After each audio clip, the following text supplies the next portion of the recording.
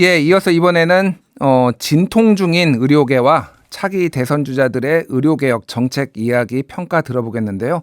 정재훈 고려대 의대 예방의학과 교수 연결되어 있습니다. 교수님 안녕하세요. 네, 안녕하세요. 예, 지금 뭐 의정 갈등 이게 이제 한 1년이 넘었는데 여전히 지금 후폭풍이 있는 것 같아요. 최근에 40개 의대 학장이 수업 불참 본과생을 모두 유급 처리하기로 내부 방침을 세웠는데 지금 교수님도 지금 학생들 수업도 하고 계신 건데 어떤가요? 네, 학부생들 강의를 진행을 하고 있고요. 예. 그런데 학부생들 분위기를 좀 보면은 이런 이제 학장님들의 여러 가지 의견 표명이라든지 정부의 정책 같은 것들이 지난 1년 반 동안 일종의 양치기 소년처럼 돌아오지 않으면은 유급시킬 것이다.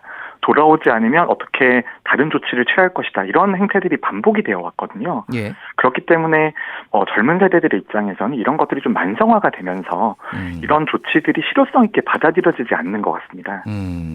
그러면은 대규모 만약에 유급이 되면은 지금 어떤 일이 벌어질까요? 만약에 그런 일이 발생하면은. 일단 첫 번째는 그 전국의 전공의들과 젊은 의사들이 1년 이상 배출이 되지 않는 것이죠. 예. 그럼 1년 이상 배출이 되지 않는다라고 하는 것은 최근에 TV 드라마 같은 것들을 보시면 전공의 과정이라고 하는 것이 교수들에게 배우는 것도 있지만 상급 연차에게서 하급 연차가 배우는 내용들도 있거든요. 그럼 필수 의료에 있어서 일종의 세대 단절이 생긴다라고 보시면 될 것 같습니다. 근데 이게 이제 분위기가 국민들 분위기는 물론 이제 좀 2,000명 증원을 밀어붙인 정부도 문제가 있지만은 너무 좀 이 의대생들이나 전공의들이 본인들 주장만 하는 거 아니냐 또 이런 분위기도 좀 있더라고요. 좀 어떻게 보십니까? 의정 갈등이라고 하는 것이 사실 의료계와 정부와의 갈등이기도 하지만 의료계 안에서는 세대 갈등이라고 저는 판단을 하고 있거든요. 세대 갈등이요? 네, 예. 의료계 안에서도 기성세대와 이미 자산이 형성된 세대 같은 경우에는 조금 더 지금의 정책으로부터는 자유로운 상황인 거고요. 그리고 지금의 정책으로부터 조금 더 많은 영향을 받는 세대들이 지금 전공의와 의대생들인 거잖아요. 예. 그래서 의료계 안에서도 의견 일치가 전혀 되고 있지 않기 때문에 의료계 안에서의 혼선을 먼저 어느 정도 정리를 해야지만 다음 단계로 나아갈 수 있다고 생각을 합니다. 그리고 우리 지금 의료 환경을 보면 사실 꼭 필요한 변화들도 있거든요. 예. 그러면 꼭 필요한 변화들에 대해서는 의료계에서도 받아들일 수 있는 준비가 되어야 되는데 의료계가 워낙 이해관계가 서로 다양하다 보니까 그런 필요한 변화들에 대한 동의가 잘 안 되는 것이죠. 그렇군요. 그래서 지난달에 이제 서울대 의과대학 교수 4명이 전공의 의대생들 향해서 미복귀를 강요하는 분위기를 이런 정면 비판하니까 또 그 교수들이 착취하고 있다. 또 이렇게 막 서로 너무 갈등이 심해지는 것 같더라고요. 최근에 보니까. 네, 아까 말씀드렸던 것처럼 세대 갈등이 있는데요. 저는 이런 세대 갈등이 오히려 교수님들의 여러 가지 발언이라든지 아니면 다른 젊은 세대의 또 다른 거기에 대한 또 다른 반응이 오고 가면서 더 악화가 되고 있다고 생각을 합니다. 그렇군요. 사실 의정 갈등이라고 하는 것은 정부의 정책이 조금 무리한 측면이 있었기 때문에 이게 현상이 일어난 것이잖아요. 예.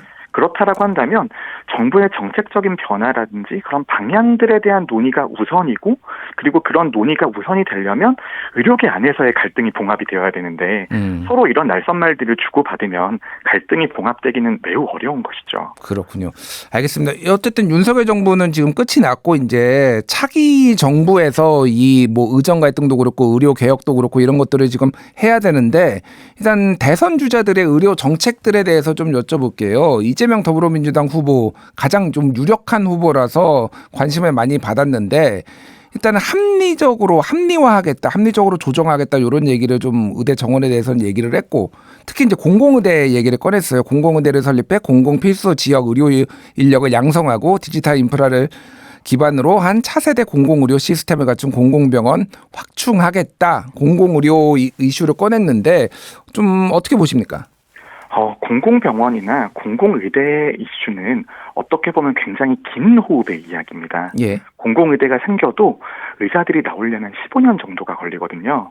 그렇기 때문에 지금의 어느 정도 정치적인 목적이라든지 아니면 정책적인 방향을 보여준다는 측면에서는 평가를 할 수 있겠지만 이게 현실적으로 지금의 공공의료나 필수의료의 위기에 대한 대응은 아니라고 생각을 하고요. 예. 그리고 또 하나는 지금 이제 접근성의 강화 아니면은 뭔가 아플 때 언제나 병원에 갈 수 있다라는 그런 슬로건을 내고 계시는데 장기적으로 보면 우리나라의 건강보험이라든지 아니면 의료에 있어서는 재정절벽 문제와 부양 갈등 문제가 훨씬 더 심각한 상황입니다. 그래서 조금 인기 없는 주제더라도 이런 국민들에게 뭘 더해드릴 수 있는지에 대한 내용보다는 미래에 대한 솔직한 계획과 그다음에 어느 정도의 부담의 증가가 있을 수밖에 없다라는 그런 말까지 나가면 좋을 텐데 지금은 뭐 선거 전이니까 그까지 말씀하기는 어렵겠죠. 그러니까 의료 재정 절벽을 조금 더 구체적으로 설명해 주시면 좋을 것 같은데 지금 의료보험이 적자는 아닌 걸로 알고 있는데 이게 지금 어느 시점이 되면은 이게 지금 의료보험도 고갈이 되는 건가요, 그러면? 네, 의료보험 같은 경우에는 매해 보험료를 걷어서 매해 집행하는 방식으로 이루어집니다. 예. 그래서 작년까지는 적자가 나지 않았고 어느 정도 적립금이 있는데요. 그 적립금이라고 하는 것도 실제 금액의 비율을 보면 한 반년 정도치에 불과합니다. 그리고 내년부터는 이 수지 자체가 적자로 전환될 것으로 예상을 하고 있거든요. 예. 그리고 이런 수지 같은 것들도 고령화가 너무나 심각한 속도로 빠르게 진행이 되고 있기 때문에 나이 드신 분들은 아무래도 젊은 분들에 비해서 의료 비용을 많이 지불을 하시거든요. 예. 그래서 지금은 건강보험료가 한 7% 정도거든요.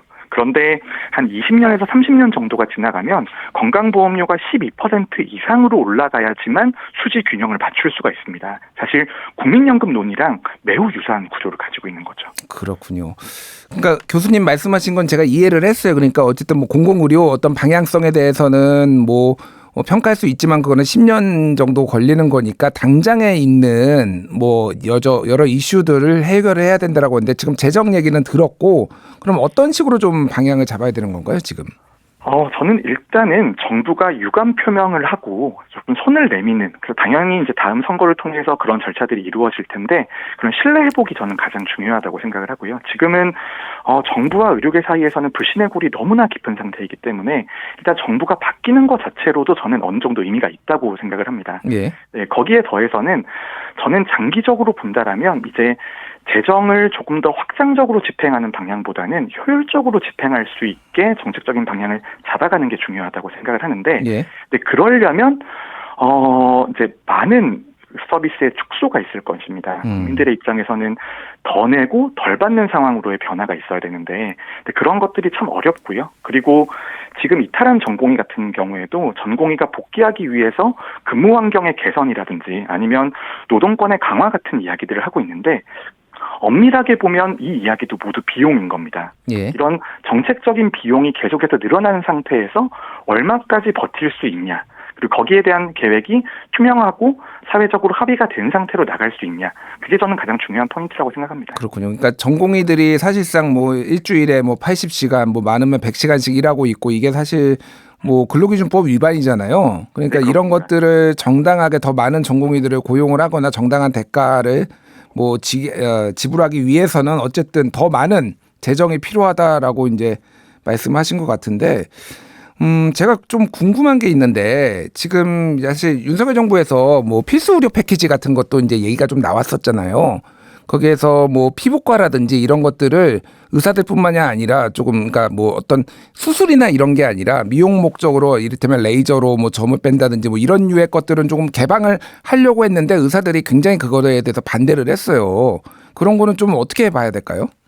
이런 필수의료 패키지라고 하는 것이 어떻게 보면 정권의 캐치프레이즈처럼 돼버리면서 거기에 포함되어 있는 꼭 필요한 개혁들도 있습니다. 말씀하신 그런 내용들인데 그런 내용들이 모두 모아서 반대해야 될 것으로 인식이 되고 있거든요. 예. 그렇기 때문에 말씀하신 변화 같은 것들도 저희가 분해해서 살릴 거는 살릴 수 있는 방향으로 가는 게 전 맞다고 생각을 합니다. 근데 그렇지 않으면 지금의 상황에서 미래는 없다고 봐야겠죠. 그렇군요. 국민의힘 후보들에서는 뭐 이제 아주 구체적으로 얘기가 나오지 않았는데 의료개혁 문제를 좀 원점에서 재검토한다라는 얘기입니다. 그럼 재검토를 원점에서 하면은 뭐를 좀 중점적으로 봐야 되는 걸까요? 일단 지금 전공의들은 의대 정원이 가장 중요한 문제니까요. 정원에 대한 논의 구조랑 그다음에 정원을 결정하기 위한 수급추계위원회가 설치가 되고 있습니다. 예. 그런데 수급추계위원회 인적 구성이라든지 아니면 장기적으로 얼마만큼의 그 영향력을 가질 수 있을지에 대한 그런 논의가 저는 있어야 된다고 보는데 안타깝게도 지금 현재 여당 쪽에서는 명백한 로드맵이나 정책보다는 선심성 약속에 가까운 말씀들이 나오고 있거든요. 예. 그런 것들은 문제 해결에 도움이 되기는 어렵다고 생각합니다. 알겠습니다. 그 최근에 조병욱 미래의료포럼 정보정책위원장이 의견을 냈는데 환자단체나 한마디씩 하지 일반 국민에게 물으면 병원 가는데 불편함을 느낀다고 하지 않는다. 국민 입장에서는 의료에 문제가 발생하고 있지 않다라고 얘기를 했습니다. 근데 뭐 통계적으로 보면은 뭐 수술이 뭐 1, 2주씩 더 늦춰지는 아니면 뭐 한 달씩 늦춰진다든지 이런 통계적으로는 어쨌든 나오고 있거든요. 좀 어떻습니까? 환자들이 지금 겪고 있는 불편이나 이런 거는 교수님은 어떻게 판단하세요? 실제 병원 이용해 보시는 분들 보면 매우 불편을 많이 느끼고 계시는 건 현실이고요. 하지만 의료 체계도 적응을 하고 있기 때문에 상급 종합병원이 담당하는 기능들이 종합병원으로 이동하거나 재조정이 사실 일어나고 있습니다. 예. 그런 것들을 보면 거시적으로는 큰 영향을 받지 않는 것처럼 보이지만 의정 갈등 안에서의 실질적인 불편 정도는 충분히 존재하고 그건 증명할 수 있다. 이 정도로 정리할 수 있을 것 같습니다. 알겠습니다.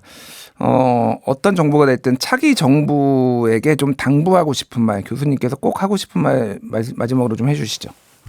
네. 미래 세대에 대한 이야기를 계속해서 하고 있는데요. 보건복지도 일종의 부양 갈등에서 가장 첨예한 선봉에 서 있는 지점입니다. 그래서 저는 이제 복지라고 하는 것이 계속해서 늘리는 방향으로 가기는 어렵다라고 생각을 하고요.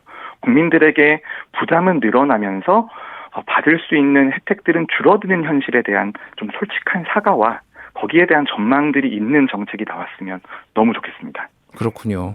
지금 뭐 말씀하신 거 보니까 너무 장밋빛으로 지금 대선 후보들이 얘기를 하고 있다. 현실에 좀 맞지 않다 이렇게 보시는 것 같은데 이게 고령화 추세가 이어지면은 그게 불가피하다라는 거죠. 그러니까 지금.